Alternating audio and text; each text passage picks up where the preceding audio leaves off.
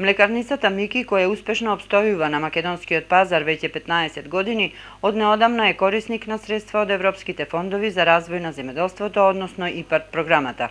Станува збор за модернизација на опремата, набавка на пастеризатор со кој што компанијата го надогради и автоматизира дел од процесот на производство. Ако е прашањето како програма од ИПАРД средствата што се доделува во Република Македонија, гледам како успешни, добри и мислам дека се во како да кажам во право место, во прави раце дадени. Тој е Скајнас, кој што ова година добивме таква инвестиција, пастеризатор за пастеризација на млеко, односно добивање на производи кој што е високо квалитетен со автоматика, подкрепен во сите работи.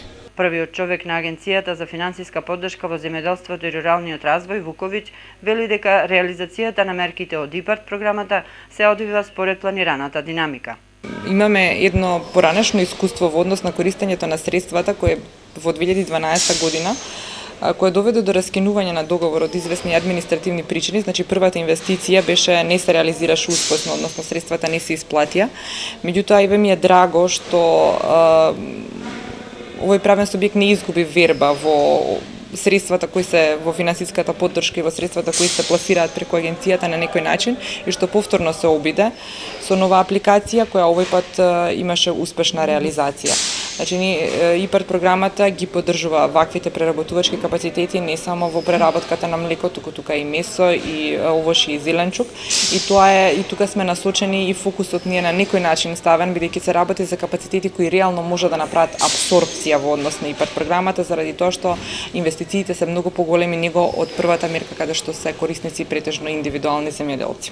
Млекарницата Мики вработува над 40 лица, а соработува со околу 250 кооперанти за откуп на млеко од регионов.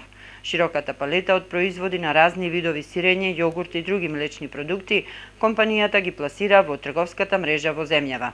Најскоро менаџментот планира на дополнување на отпочнатата модернизација на процесот на производство, со што ќе може да се задоволат зголемените барања на пазарот.